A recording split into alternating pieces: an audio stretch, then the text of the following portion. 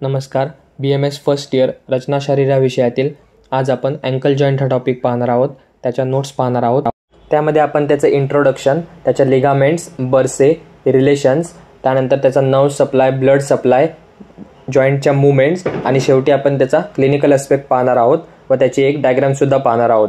तर ankle joint type, synovial joint, variety, hinge variety, त्याच्या articulating bones, lower end of tibia, lateral malleolus of fibula, transverse fibular ligament आणि talus. हे होतं ankle जॉईंटबद्दल introduction. Next आहे ankle जॉईंटचे ligaments. 3 ligament असतात: capsular ligament, medial collateral ligament आणि lateral collateral ligament. त्यानंतर अँकल जॉईंटचे रिलेशन्स: अँटेरियरली, पोस्टेरियरली, मेडियली आणि laterally. Anteriorly tibialis anterior, peroneus tertius आणि डीप पेरोनियल नर्व.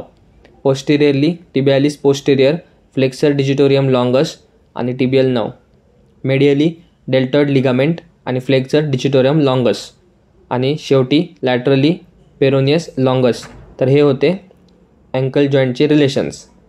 आता अँकल जॉईंटचा ब्लड सप्लाय. त्यामध्ये anterior tibial artery, posterior tibial artery आणि peroneal artery याद्वारे uncle जॉईंटला blood supply होते.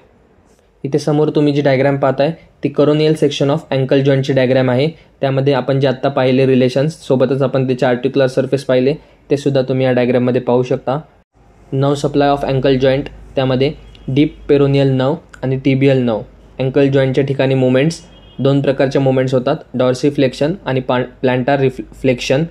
Dorsiflexion tibialis anterior मसलमुळे आणि प्लॅन्टार फ्लेक्शन गॅस्ट्रोनेमियस आणि सोलियस मसल.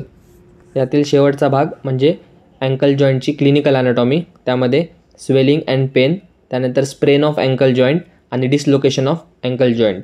तर ही होती अँकल जॉईंटची क्लिनिकल ॲनाटॉमी. अशा प्रकारे आपल्या अँकल जॉईंटच्या नोट्स इथेच संपतात.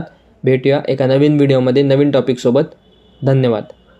So guys, subscribe Ayurveda Essence for more such videos. You will get all handwritten notes here.